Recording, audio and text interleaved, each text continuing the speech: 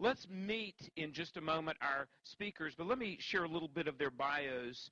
I'm sure you're familiar with both of them. Dr. Bart Ehrman is the James A. Gray Distinguished Professor at the University of North Carolina at Chapel Hill. He's a graduate of Wheaton. He did his PhD at Princeton Theological Seminary.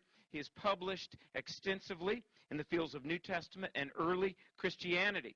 Among Dr. Ehrman's fields of scholarly expertise are the historical Jesus, the early Christian Apocrypha, the Apostolic Fathers, and the manuscript tradition of the New Testament. His best-selling books include Misquoting Jesus, God's Problem, and more recently, Jesus Interrupted.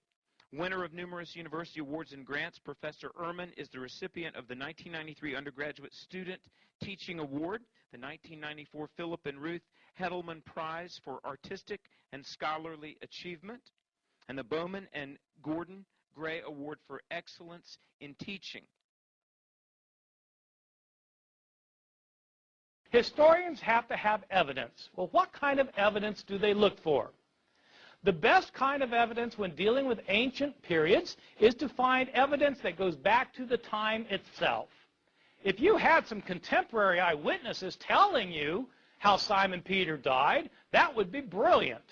Unfortunately, you don't have that. You would love, though, to have contemporary accounts written like the next day from the events. That would be great. Historians would love that kind of thing. Historians would love to have lots of sources. You want to have lots of sources that go back to the time of the events that are being narrated. You would like these sources to be independent of one another.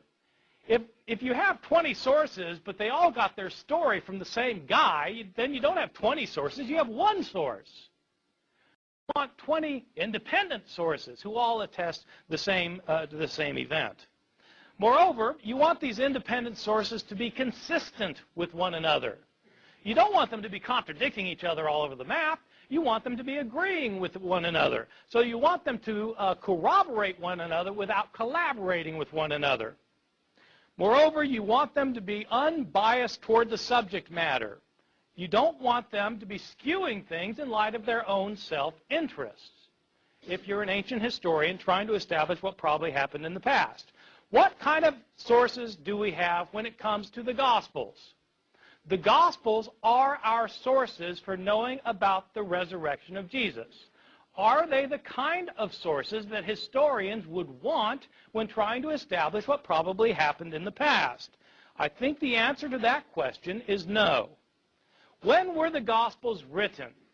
Well, they are not contemporary to the events they narrate. Scholars debate when the Gospels were written, but by far the most common datings are that Mark was written sometime around 65 or 70 A.D., Luke and Matthew about 10 or 15 years later, John maybe 10 or 15 years later, so John maybe around the year 90 or 95, Matthew and Luke around 80 to 85. These are the dates that are taught throughout the universities and divinity schools and seminaries of North America and Europe. I take them to be right for reasons that I can give you if anybody really wants to know. It's complicated arguments. If these dates are correct, it means that our earliest account of Jesus' resurrection is 40 years after the event. 40 years after the event. Well, Paul was writing before that, wasn't it? Yes, Paul was writing before that. Paul talks about the resurrection in 1 Corinthians. Well, that's 20 years after the event, so that's better. The Gospels give us the narratives. Paul makes reference to it, but there's a 20-year gap. You don't have somebody who was there writing about it. Second point, none of the authors were eyewitnesses. Paul himself indicates that he was not an eyewitness, and none of the gospel writers was an eyewitness. People, of course, call the gospel books Matthew, Mark, Luke, and John. Well, they call them Matthew, Mark, Luke, and John because we don't know who wrote these books, and there's no point calling them Sam, Fred, Jerry, and Harry. I mean, they're written by people. We don't know who they were written by. They are anonymous. You might not think so because they have the title, The Gospel According to Matthew. Whoever put that title on it was an editor later. The original books are all anonymous, written in the third person. Moreover, the followers of Jesus were Aramaic-speaking peasants from Galilee, lower-class men who were not educated. In fact, Peter and John in Acts chapter 4, verse 13, are literally said to be illiterate. They couldn't read and write. Of course not. They were fishermen. They didn't go to school. The vast majority of people in the ancient world never learned to read, let alone write. And their native language was Aramaic. These books are written in Greek by highly educated, rhetorically trained writers who are skilled in Greek composition. Probably not disciples and don't claim to be disciples. Where did these authors get their stories from? Well, if they were not disciples of Jesus, they must have heard the stories from somebody.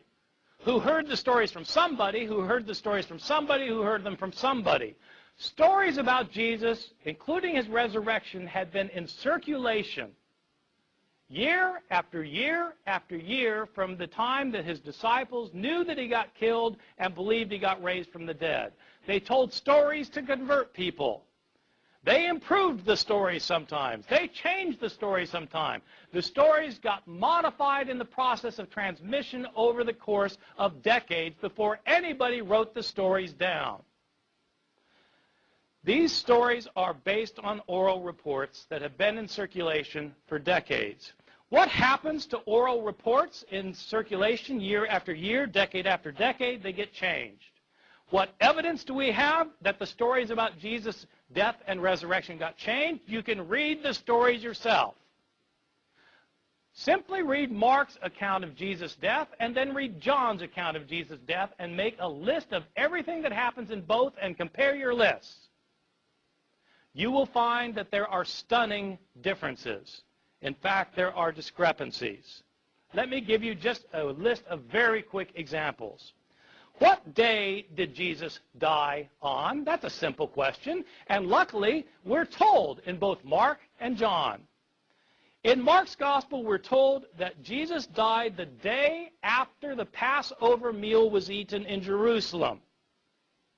John tells us explicitly, chapter 19, verse 14, that Jesus died the day before the Passover meal was eaten, on the day of preparation for the Passover. That's different. He couldn't die both days. What about the time? According to Mark, he died at 9 in the morning. According to John, he wasn't condemned to death until afternoon. John 19:14. These are accounts that differ from one another. Did Jesus carry his cross the entire way to Golgotha, or did Simon of Cyrene carry it? It depends which gospel you read. Did both robbers mock Jesus, or did only one of them mock him and the other come to his defense? It depends which gospel you read. Did the curtain in the temple rip in half before Jesus died, or was it after he died? It depends which gospel you read. I can give you the references for all of these if you need me to, or you can look them up yourself. I'm not making these up. Those are just differences about Jesus' death. What about differences in the accounts of his resurrection? Well, who went to the tomb on the third day? Did Mary Magdalene go alone, or did Mary go with other women? Depends which gospel you read. If with other women, how many of them were there? What were their names? And which ones were they? It depends which gospels you read. Was the stone rolled away before the women got to the tomb or not? What did they see in the tomb? Did they see a man? Did they see two men? Or did they see an angel? Depends which gospel you read. What were they told to tell the disciples?